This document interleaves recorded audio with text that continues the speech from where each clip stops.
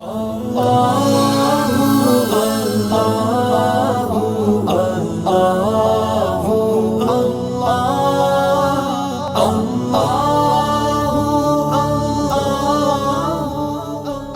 استقبال رمضان کے حوالے سے ہمیں یہ دیکھنا ہے کہ کن کن چیزوں کو اس مہینے میں ہم نے اختیار کرنا ہے اور کن کن چیزوں سے اپنے آپ کو بچا کے رکھنا ہے۔ اس حوالے سے میں چند نکات آپ کے سامنے رکھوں گا۔ سب سے پہلی بات یہ کہ ہم اپنے اندر ایک طلب پیدا کریں، ایک تڑپ پیدا کریں، ایک ذوق اور ایک شوق پیدا کریں۔ یہ طلب پیدا کرنا انتہائی اہم بات ہے، اور قرآن مجید سے ہدایت حاصل کرنے کے لیے یہ ایک بنیادی کلیدی حیثیت کی حامل حقیقت ہے کہ جب تک ایک انسان کے اندر طلب اور تڑپ نہ ہو وہ ہدایت حاصل نہیں کر سکتا۔ چنانچہ یہ وہ بات ہے جو حضرت سعدی شیراز علیہ الرحمہ نے فارسی میں اس انداز میں کہی ہے کہ شمشیر نیک زاہن بد چون کنت کسے، ناکس بتربیت نشود اے حکیم کس، باراں کے در لطافت طبعش خلاف نیست، در باغ لال روید و در شور بوم خس۔ حضرت سعدی کہتے ہیں کہ ایک ایسا لوہا جس کو زنگ پڑ چکا ہو اور یہ زنگ جو ہے انتہائی پک بھی چکا ہو، تو کوئی شخص بھی یہ بے وقوفی نہیں کرے گا کہ پانی اور صابن لے کے اس زنگ کو اتارنے کی کوشش کرے، کیونکہ ہم سب جانتے ہیں کہ جب زنگ لوہے کو لگ جائے تو پھر اس کو اتارا نہیں جا سکتا۔ تو کہتے ہیں کہ شمشیر نیک زاہن بد چون کنت کسے، ناکس بتربیت نشود اے حکیم کس۔ کہتے ہیں اس طرح ایک شخص جو ناقص ہے، اس کے اندر اگر بری خصلتیں جڑ پکڑ چکی ہیں اور وہ اس برائی کے اندر پوائنٹ آف نو ریٹرن تک پہنچ چکا ہے، تو کہتے ہیں اے حکیم اور اے تربیت کرنے والے، تم ایسے ناقص اور اس قسم کے انسان کو آپ راہ راست پر نہیں لا سکتے، تربیت سے آپ اس کو اچھا نہیں کر سکتے۔ تو پھر مثال بڑی خوبصورت دی ہے کہ باراں کے در لطافت طبعش خلاف نیست، در باغ لال روید و در شور بوم خس۔ کہتے ہیں کہ بارش کو دیکھو، بارش کے نتیجے میں جو ہریالی پیدا ہوتی ہے، جو گرینری سامنے آتی ہے اور جو سبزہ اگتا ہے، کہتے ہیں اس میں کسی کو اختلاف نہیں، مومن بھی یہ بات مانتا ہے، کافر بھی مانتا ہے، ملحد بھی مانتا ہے کہ یہ بارش کے اثرات ہیں کہ اس سے سبزہ اگتا ہے۔ مگر در باغ لال روید و در شور بوم خس، مگر آپ دیکھیے کہ جب وہی بارش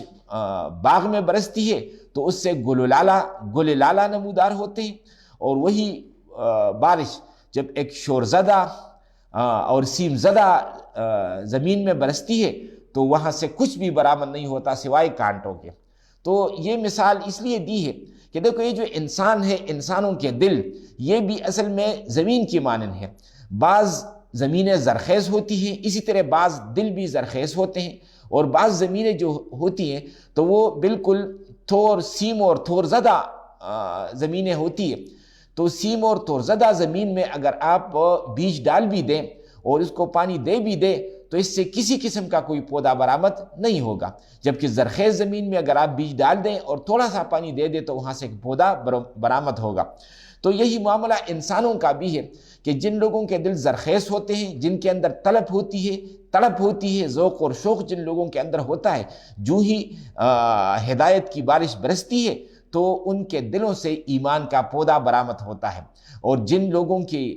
کے دل وہ مر چکے ہوتے ہیں، لہٰذا وہاں پر آپ جو ہے نا ایک نہیں ہزار بار اس میں ہدایت اتارنے کی کوشش کریں، ہدایت ان دلوں کے اندر جو ہے نا وہ اتر نہیں سکتی۔ یہی وجہ ہے کہ جن لوگوں نے ہدایت قبول نہیں کی ان کے بارے میں فرمایا کہ ختم اللہ علی قلوبہم وعلی سمعہم وعلی ابصارہم غشاوۃ ولہم عذاب عظیم، یعنی یہ اس پوائنٹ آف نو ریٹرن تک وہ پہنچ چکے ہیں جنہیں اب ہدایت سے کوئی سروکار ہی نہیں رہا، ہدایت سے کوئی غرض ہی نہیں رہا۔ تو لہٰذا یہ چیز بہت اشد و ضروری ہے کہ یہ رمضان سے اور اس مبارک مہینے کی جو برکات ہے ان کو حاصل کرنے کے لیے ہم پہلے سے اپنے دل کی زمین کو زرخیز رکھیں، ہم اپنے اندر ایک طلب اور ایک تڑپ پیدا کر لیں۔ یہ طلب اور تڑپ ہو تو نہایت آسانی کے ساتھ ہم اس پورے مہینے کی جو برکات ہے اس کو سمیٹ سکتے ہیں۔ یہی حقیقت عارف رومی نے ایک اور انداز میں بیان کی ہے کہ ہر کجا پستیس آب آ جا رود، ہر کجا مشکل جواب آ جا رود۔ کہتے ہیں جہاں بھی پستی ہے تو پانی پستی کی طرف بڑھتا ہے، یعنی پانی اوپر کو نہیں اٹھتا بلکہ نیچے کی طرف ہو جاتا ہے۔ نیچے کی طرف جانے کا مطلب یہ ہے کہ ایک انسان ہے، اس کے اندر اگر تکبر اور غرور ہے اور اس نے اپنے دل کا جو کاسا ہے یا جو پیالہ ہے اس کو انہوں نے الٹا رکھ دیا ہے یا اوپر اٹھا لیا ہے، تو اس کے اندر کبھی بیچ کوئی مشروب جو ہے نا، مشروب کے لیے کوئی جگہ نہیں بن سکتی۔ لیکن جس نے اپنے دل کو نیچے رکھ لیا، عاجزی اختیار کی، خاکساری اختیار کی اور یہ احتیاط سامنے لے آئے کہ سب سے زیادہ ضرورت مجھے ہدایت کی ہے، لہٰذا یہ ہدایت کا فلو جو ہے وہ اسی طرف وہ جاری ہو جاتا ہے۔ تو ہر کجا پستیس آب آ جا رود، ہر کجا مشکل جواب آ جا رود، جہاں بھی پستی ہے تو پانی اسی طرف وہ جاتا ہے، اور جہاں مشکل ہے تو وہاں آسانی پیدا ہو ہی جاتی ہے۔ ہر کجا آب رواں حضرت شود، ہر کجا اشک رواں رحمت شود۔ کہتے ہیں کہ جہاں بھی آپ دیکھتے ہیں کہ واٹر یا پانی جب فلو کرتا ہے تو یہ پانی اپنے ساتھ زمین کے اندر سے سبزے کو کھینچتا ہے۔ ہر کجا آب رواں، جہاں پانی رواں ہو جائے، فلو کر جائے، خضرت شود، تو وہاں پر سبزہ اگتا ہے۔ اور ہر کجا اشک رواں رحمت شود، تو کہتے ہیں اسی طرح جب ایک انسان اللہ کے حضور روتا ہے، گڑ گڑاتا ہے، تو یہ رونا اور گڑگڑانا یہ بھی اصل میں پانی کا ایک فلو ہے جو آنسوؤں کی شکل میں ہوتا ہے۔ لہذا پانی کا یہ فلو جو ہے، جس طرح یہ جو مادی پانی ہے اس کا فلو جو ہے وہ سبزے کو کھینچتا ہے اور اگاتا ہے، تو اسی طرح آنسوؤں کی شکل میں جو پانی انسان کی آنکھوں سے بہتا ہے وہ اللہ تعالیٰ کی رحمت کو اپنے ساتھ کھینچتا ہے۔ تو ہر کجا اشک رواں، جہاں پر یہ آنسو بہ جائیں، رحمت شود، تو یہ اللہ تعالیٰ کی رحمت کو جو ہے نا کھینچنے والا پانی ہے۔ پھر آگے فرمایا کہ چوں خدا خواہت کے ما یاری کند، میل مارا جانب زاری کند۔ جب اللہ تعالیٰ یہ چاہتا ہے کہ میرے ساتھ وہ جو ہے نا خیر اور فائدے والا معاملہ وہ کر لے، تو کہتے کہ میل مارا جانب زاری کند، تو کہتے کہ میرا رجحان اور طبع جو ہے اور میرا ٹرینڈ وہ جو ہے زاری کی طرف اور فریاد کی طرف وہ کر لیتا ہے۔ فریاد میں انسان انتہائی پستی کے عالم میں ہوتا ہے، اور جب انسان کے اندر جس قدر پستی ہو تو اس کا مطلب ہے اس کے اندر طلب موجود ہے، لہٰذا اب ہدایت کا جو فلو ہے وہ اسی طرف جو ہے نا وہ اس کا رخ ہو جائے گا۔ پھر آگے کہا کہ مایا در بازار دنیا ایزرست، مایا ایجا عشق دو چشم ترست۔ کہتے کہ دنیا کے بازار میں جب جاؤ اور اگر تم چاہو کہ میں بھری جھولی لے آؤں، زیادہ سامان میں وہاں خرید سکوں، تو اس کے لیے ہے کہ آپ کا جیب بھرا ہوا ہو، آپ کے پاس پیسے ٹکے زیادہ ہو، لہذا جھولی بھر کر آپ لائیں گے۔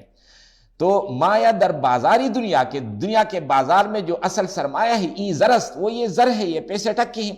مایا ایجا عشق دو چشم ترست، مگر یہ جو ہدایت کا بازار ہے یہاں پر اگر آپ چاہتے ہیں کہ میں ہدایت سے جھولی بھر کر آ جاؤں تو اس کے لیے دو چیزیں چاہیے۔ مایا ایجا عشق دو چشم ترس، یعنی ایک ہے عشق، وہ جذبہ اور وہ طلب اور طلب آپ کے اندر موجود ہو، وہ دو چشم ترس، اور آپ کے اندر جو ہے نا دو بیگی ہوئی آنکھیں ہوں جس سے کہ آنسو بہ رہا ہو، تو یہ اس بات کی مثال ہے کہ آپ کے اندر جو ہے نا پستی ہے، آپ کے اندر خاکساری ہے، آپ کے اندر جو ہے نا وہ طلب والا معاملہ ہے۔ پھر آگے مولانا رومی ایک بہترین مثال دیتے ہیں کہ تا نہ گریت ابر کے خندت چمن، تا نہ گریت طفل کے جوشد لبن۔ کہتے ہیں کہ دیکھیں ایک عجیب مشاہدہ ہے کہ جب تک بادل روئے نہیں کے خندت چمن، تو چمن ہنستا کب ہے؟ بادل کا رونا کیا ہے؟ یعنی بارش کے برسنے کی جو کیفیت ہے اس کو بادل کا رونا کہا ہے۔ تو کہتے ہیں کہ بادل جو ہے نا جب روتے ہیں اور اس سے جب پانی بہتا ہے تو وہ پانی جب زمین پر آتا ہے تو نیچے سے چمن کے اندر گرینری اور ہریالی پیدا ہوتی ہے، تو اس کا مطلب ہے کہ چمن ہنستا ہے۔ تو تانہ گریت ابر کے خندت چمن، بادل اگر روئے نا تو چمن ہنستا کب ہے؟ اور تانہ گریت طفل کے جوشد لبن۔ اسی طرح ایک معاملہ دوسرا ہے کہ ایک بچہ ہے، بچہ جب روتا ہے تو ماں کے پستانوں میں دودھ جوش مارتا ہے، اگر بچے نے رویا نہیں ہے تو ماں کی پستانوں میں دودھ جوش نہیں مارے گا. تو لہٰذا ان دونوں کا ایک ریلیشن شپ ہے ایک دوسرے کے ساتھ کہ جو ہی بچے نے جو ہے نا چیخ ماری اور بچہ جب رویا تو یہ گویا کہ وہ سگنلز ہیں جو ماں کی پستانوں تک بریسٹ تک وہ چلے گئے, لہٰذا وہاں سے دودھ نکل آیا. تو تانا گریت ابر کے خندت چمن تانا گریت طفل کے جوشد لبن, بچہ اگر روئے نہیں تو ماں کے بریسٹ میں اور اس کے پستانوں میں دودھ کب جوش مارتا ہے. پھر کہتے ہیں کہ یہ جو معاملہ ہے دودھ کا, تو نمی دانی کے دایا دائے گا کہ دہت بے گریہ شیرو رائے گا. کہتے ہیں کہ ایک ماں جو ہے بچے کو بغیر اس کے کہ بچہ روئے وہ دودھ نہیں دیتی, یا دودھ کی طرف اس کا رجحان نہیں ہوتا, اس کی توجہ نہیں ہوتی جب تک کہ بچہ رویا نہیں. تو کہتے ہیں کہ جب بغیر رونے کے ماں اپنے بچے کو دودھ نہیں دیتی تو وہ جو تمام دایوں کی دایا ہے یعنی اللہ, وہ بغیر مانگے کب آپ کو ہدایت دے سکتا ہے؟ وہ بھی جب دودھ دے گا تو جب آپ نے مانگ لیا ہے تبھی آپ کو دودھ دے گا. تو کہتے ہیں کہ تو نمی دانی کے دایا دائے گا, تم اس حقیقت کو جانتے نہیں ہو, یہ بات جو ہے نا آپ کے علم میں نہیں ہے. تو نمی دانی کے دایا دائے گا کہ دہت بے گریہ شیرو رائے گا, کہ وہ جو ہے نا بغیر مانگے اسے مفت میں دودھ وہ کب دیتا ہے؟ تو دودھ سے مراد ہے ہدایت, کہ وہ ہدایت اس وقت دیتا ہے جب انسان کے اندر ایک طلب اور طلب پیدا ہو جائے. اور پھر اسی نقطے پر اس کا اختتام کرتے ہیں کہ آب کمجو تشنگی آور بدست تاب جوشد آب از بالاؤ تاب جوشد آب از بالاؤ پست. کہتے آپ کمجو بہت زیادہ پانی پانی پانی مت مانگو, تشنگی آور بدس, اپنے اندر تشنگی پیدا کرو, اپنے اندر طلب پیدا کرو, اپنے اندر ایک تڑپ پیدا کرو, اپنے اندر خاکساری اور عاجزی پیدا کرو. تو آپ کمجو تشنگی آور بدس تاب جوشد آب از بالاؤ پست, تو تم دیکھو گے کہ اوپر نیچے سے پانی جو ہے نا وہاں سے ابل پڑے گا اور پانی مہیا ہو جائے گا, اس لیے کہ آپ کے اندر طلب پیدا ہو گئی ہے, آپ کے اندر جو ہے نا ایک طلب پیدا ہو گئی ہے. تو لہٰذا یہ سب سے پہلی چیز جو ہے نا کہ طلب پیدا کرو. رمضان میں ہم دیکھتے ہیں کہ شب قدر کا بھی معاملہ ہے, اور پھر یہ نیکیوں کا موسم بہار ہے. یہ ساری چیزیں اس وقت ہیں جب انسان کا دل زرخیز ہو اور دل کے اندر طلب اور طلب والی کیفیت ہو. اگر طلب اور طلب والی کیفیت نہیں ہے تو پھر انسان رمضان کے مہینے میں وہ موجود بھی ہوگا, بالکل صحت مند بھی ہوگا, پھر بھی جو ہے نا وہ رمضان کی جو برکات ہے اس سے وہ مستفید نہیں ہو سکتا. تو یہ پہلی بات ہے استقبال رمضان کے حوالے سے کہ ہم اپنے اندر ایک طلب پیدا کریں, طلب کی وجہ سے ہم رمضان کی برکات کو انشاءاللہ سمیٹیں گے. نمبر 2, دوسری چیز جو انتہائی ضروری ہے وہ ہے تعلق بالقرآن, قرآن کے ساتھ تعلق. قرآن کے ساتھ تعلق یہ تو ہر آن ہر لمحہ انسان کی ایک بہت بڑی اور اشد ضرورت ہے, مگر رمضان کے یہ جو نورانی لمحات ہیں ان لمحات کے اندر قرآن مجید کے ساتھ معاملہ یہ ہوتا ہے کہ انسان کا باطن پاک ہو جاتا ہے. اس سے پہلے ہم نے تقویٰ کی بحث میں پڑھا کہ تقویٰ کا مطلب ہے کہ انسان کے دل پر خوف خدا کا رنگ چھڑنا, بچنا, یعنی انسان ان ساری چیزوں سے بچ گیا ہے جس سے کہ اللہ تعالیٰ کی ناراضگی ہو, اور جب یہ بچ گیا ہے تو اس کا مطلب ہے کہ خوف خدا کا رنگ اس کے دل پر چڑھ گیا ہے. اور جب خوف خدا کا رنگ چڑھ جائے تو ظاہر یہ ایک خوبصورت دل ہوتا ہے, اور جب یہ خوبصورت دل ہوگا تو جو ہم پڑھتے ہیں کہ اللہ تعالیٰ خوبصورت ہے اور خوبصورتی کو پسند کرتا ہے, تو لہٰذا جب تک آپ نے اپنے آپ کو خوبصورتی میں نہیں ڈال دیا ہے تو پھر اللہ تعالیٰ کی توجہ بھی آپ کی طرف جو ہے نا وہ نہیں ہوگی. تو دل کے اندر پہلے اگر کینہ تھا, اگر حسد تھا, اگر غرور تھا, تکبر تھا, اگر دنیا داری تھی, اگر ریاکاری تھی, تو یہ ساری آلائشیں ہیں, یہ ساری آلائشیں ہیں اور امپیورٹیز ہیں جو دل کے اندر جو موجود تھی, لہٰذا آپ کا دل صاف نہیں تھا. اب جب کہ تقویٰ کے ذریعے ان چیزوں کو صاف کر دیا گیا, دل کی دنیا صاف ہو گئی, تو لہٰذا اب یہ جو روحانی حقائق ہے اب یہ انسان کے سمجھ میں آنے لگے. چنانچہ یہ بات مولانا رومی اس انداز میں وہ کہتا ہے کہ ہر کی او بے نقش و سادہ سینہ شد نقش ہائے غیب را آئی نہ شد. کہتے ایک شخص کا سینہ اور دل وہ جس قدر سادہ ہو اور ان آلائشوں سے پاک ہو, ہر کہ او بے نقش و سادہ سی نشد، نقش ہائے غیب را آئی نشد، تو جو غیب کے حقائق ہے اس کا دل ان حقائق کے لیے ایک آئینہ بن جاتا ہے، یعنی یہ ساری چیزیں انسان کے دل کے اندر ریفلیکٹ ہو جاتی ہیں۔ لیکن اگر آپ کے دل کے اندر کینہ بھی ہے اور بغض بھی ہے اور حسد بھی ہے اور غرور بھی ہے اور ریاکاری بھی اور دنیاداری بھی ہے، لہٰذا اس نے آپ کے دل کو گدلا کر دیا ہے، گندا کر دیا ہے، لہٰذا اب وہ غیبی حقائق کے لیے کبھی بھی راز نہیں بنتا۔ تو ہر کہ او بے نقش و سادہ سی نشد، نقش ہائے غیب را آئی نشد، ہر وہ شخص جس کا سینہ اور جس کا دل جو ہے وہ بالکل صاف پاک صاف ہو گیا تو وہ غیبی حقائق کے لیے ایک آئینہ بن گیا، یہ چیزیں اس کے اندر جو ہے نا وہ ریفلیکٹ ہو جائیں گی۔ اور پھر کہا کہ ہم چو آہن گرچہ تیرا ہے کلی، سیکلی کن سیکلی کن سیکلی، کہتے ہیں کہ اگر آپ کا دل تاریک بھی ہو چکا ہے، اس کے اندر یہ گندگی بہت زیادہ ہے اور یہ گدلا پن زیادہ ہے، مگر کہتے ہیں سیکلی کن، پالش کرو، پالش اٹ، مطلب جب پالش کرو گے تو اس سے ریاکاری نکلے گی، جب پالش کرو گے تو اس سے دنیاداری نکلے گی، جب پالش کرو گے تو اس سے غرور اور تکبر نکلے گا، جب پالش کرو گے تو اس سے حسد اور کینے کا خاتمہ ہو جائے گا۔ تو اب جب انسان پاک صاف ہو گیا تو اب یہ اللہ تعالیٰ کے بالکل اس کے ساتھ کنیکشن میں آ گیا ہے۔ چوں شدی زیبا بدا زیبا رسی، کہہ رہاند روح را از بے کسی، کہتے چوں شدی زیبا، جب تم خوبصورت ہو گئے، بدا زیبا رسی، تو اب اس خوبصورت اللہ کی طرف تمہاری رسائی ہو گئی، اب آپ کا کنیکشن جو ہے نا اللہ تعالیٰ کے ساتھ بن گیا ہے۔ چوں شدی زیبا بدا زیبا رسی، جب تم خوبصورت ہو گئے تو اب اس خوبصورت تک جو ہے نا آسانی سے پہنچ سکو گے۔ کہہ رہاند روح را از بے کسی، تو کہتے ہیں آپ کی جو روح ہے، روح ربانی آپ کے وجود کے اندر جو ہے، یہاں پر وہ بہت اجنبیت محسوس کر رہا تھا، اب جب کہ اللہ تعالیٰ کے ساتھ اس کا رشتہ جوڑا، چونکہ روح ربانی تو آئی بھی اوپر سے عرش سے ہے اور اللہ تعالیٰ بھی اوپر ہی ہے، لہٰذا جب روح پاک ہو گئی، اس کا رشتہ اللہ تعالیٰ کے ساتھ جڑ گیا، تو کہتے ہیں کہ اس کو جو تنہائی تھی، اب یہ تنہائی سے اس کو رسگاری حاصل ہو گئی، تنہائی سے جو ہے نا اب اس سے وہ چھوٹ گئی، تنہائی اس کی ختم ہو گئی۔ تو گویا کہ اس طور پر رمضان میں ہم قرآن شریف کے بہت قریب ہو جاتے ہیں۔ ایک اور زاویے سے آپ دیکھیں تو یہ حقیقت آپ پر مبرہن ہو جائے گی کہ قرآن مجید کے لیے جو شرط ہے، یعنی قرآن مجید سے ہدایت اخذ کرنے کے لیے جو شرط ہے اور جو خود قرآن مجید کے اندر بیان ہوئی ہے، تو وہ ہے تقوی، اور یہ تقوی جب انسان کے اندر اگر نہ ہو تو پھر وہ قرآن مجید سے کما حقہ استفادہ نہیں کر سکتا۔ اس بات کو میں ایک مثال سے سمجھانے کی کوشش کروں گا۔ دیکھیے ہمارے سامنے ایک کالج ہے اور کالج کے باہر ایک بینر لگا ہوا ہے اور اس پر لکھا ہے کہ قوم کے نوجوانوں کے لیے ایک معیاری تعلیمی ادارہ۔ اب ایڈمیشن شروع ہے تو ایک نوجوان جو اپنے باپ کے ساتھ بچپن سے دکانداری کرتا چلا آ رہا ہے، وہ ایک دن کالج کے اندر گیا اور وہاں انہوں نے بتایا کہ میں کالج میں فرسٹ ایئر میں داخلہ لینا چاہتا ہوں۔ انتظامیہ والوں نے ان سے پوچھا کہ آپ کے پاس میٹرک سرٹیفکیٹ ہے؟ انہوں نے کہا نہیں۔ تو انہوں نے کہا نہیں، یہ تو میٹرک سرٹیفکیٹ کی ضرورت ہے، اس کے بعد پھر آپ کو فرسٹ ایئر میں داخلہ ملے گا۔ تو لڑکے نے سوال کیا کہ باہر جو بینر لگا ہوا ہے اس پر یہ بات تو نہیں ہے کہ میٹرک سرٹیفکیٹ، وہاں پر تو ہے کہ قوم کے نوجوانوں کے لیے ایک معیاری تعلیمی ادارہ، تو میں بھی اس قوم کا نوجوان ہوں۔ تو عملے نے کہا کہ ٹھیک ہے، وہاں پر تو الفاظ صرف یہ ہے، مگر ان الفاظ کے اندر یہ بات انڈرسٹوڈ ہے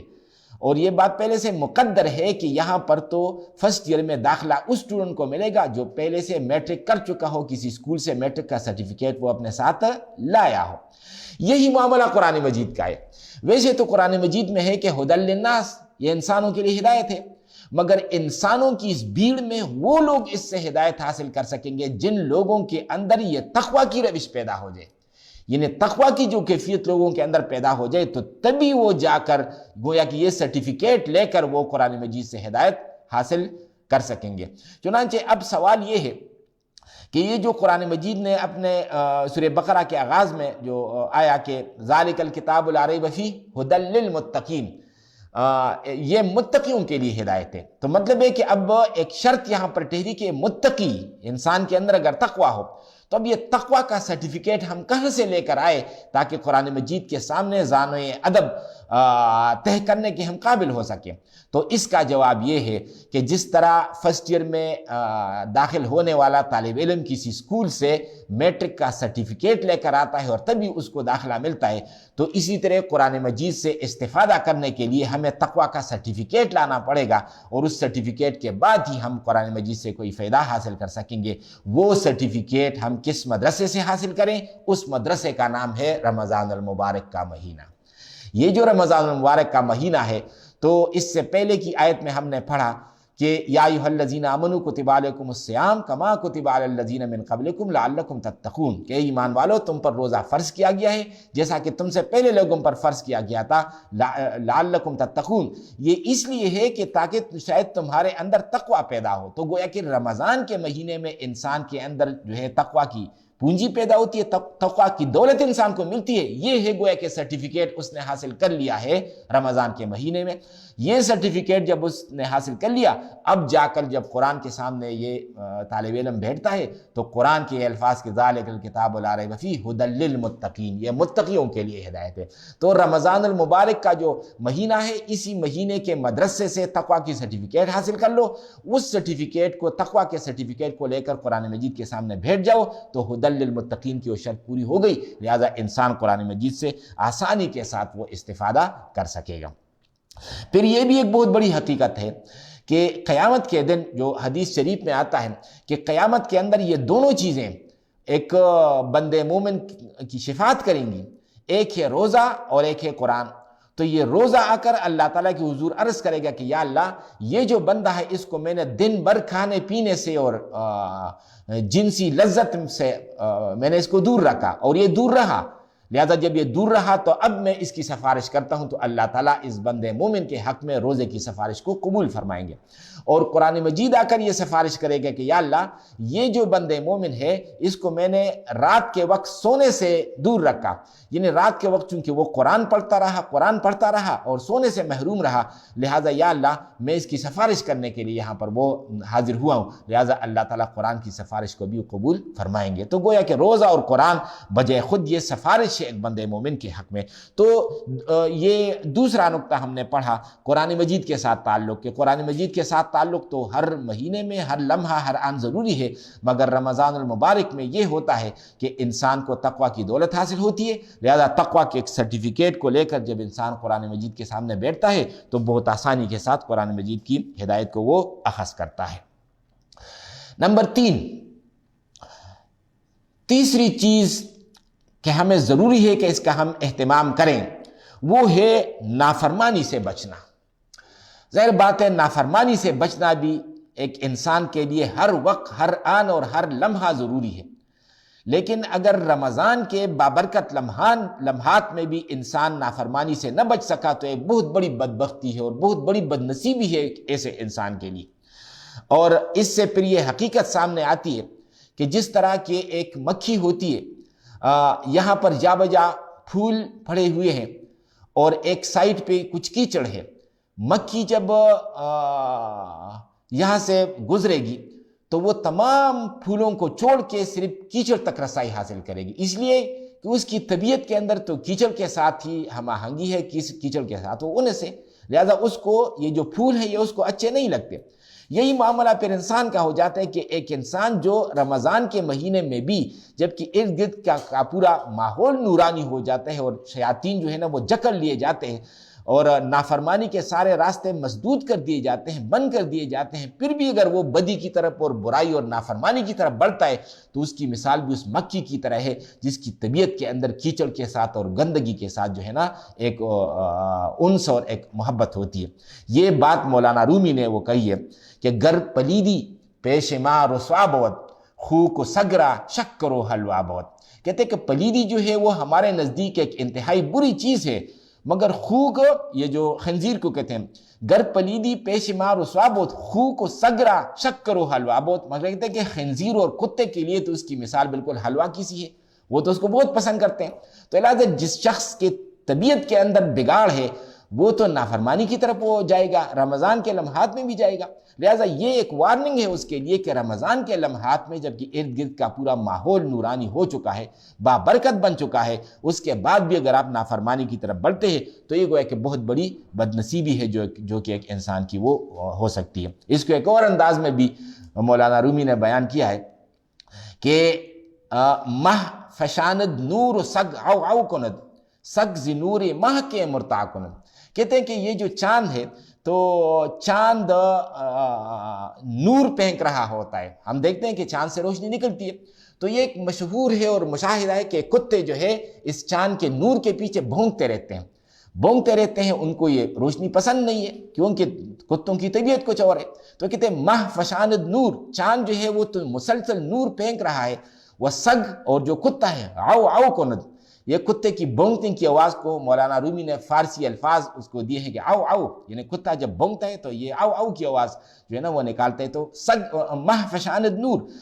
چاند جو ہے وہ تو نور بکیرتا ہے، وہ سگ آؤ آؤ کند، جبکہ کتا اس کے پیچھے بھونک رہا ہے۔ سگ زی نور مہ کے مرتع کند، تو کہتے ہیں کہ یہ نور تو بہت قیمتی شے ہے، مگر کتے کو اس قیمتی شے کا کیا پتا، کتا تو سرے سے جانتا ہی نہیں اس کی قیمت کو، لہذا کتا جو ہے نا اس کے پیچھے بھونک رہا ہوتا ہے۔ تو کہتے ہیں یہی معاملہ ہے کہ ایک انسان اگر اپنی بدبختی میں یہاں تک آ جائے کہ اللہ تعالیٰ نے تو اس کے لیے نورانی لمحات جو ہے فراہم کر دیے ہیں، بابرکت لمحات اس کو فراہم کر دیے ہیں، اور نیکی اور بھلائی کے لمحات اس کے سامنے رکھ دیے ہیں، مگر پھر بھی یہ انسان اس کی بدبختی اور تیر بختی کا عالم یہ ہے کہ پھر بھی وہ نافرمانی کی طرف اور بدی اور برائی کی طرف آگے وہ بڑھ رہا ہے۔ روزے کے بارے میں ہم نے یہ بھی پڑھا ہے کہ روزہ ڈھال ہے، اور اس ڈھال کا مطلب بھی یہی ہے کہ جو بھی برائیوں کا جو حملہ انسان پر ہوتا ہے تو روزہ ان برائیوں کے حملوں کو وہ روکتا ہے۔ پھر یہ حقیقت بھی پیش نظر رکھنی چاہیے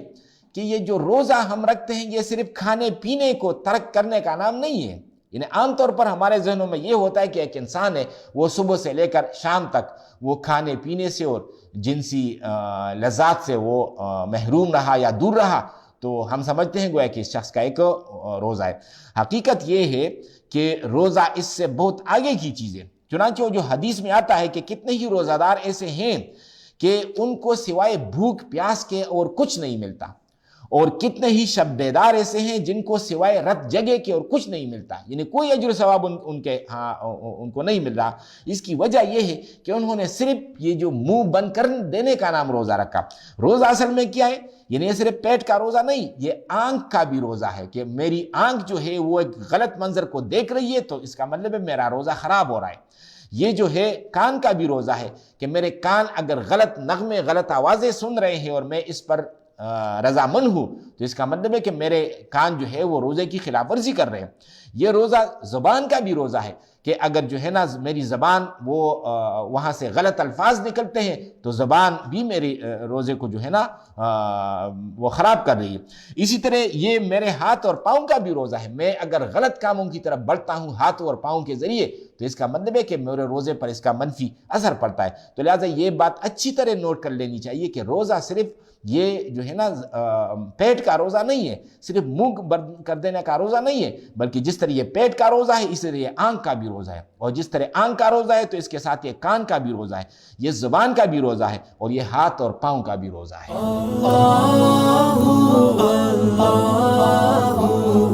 اللہ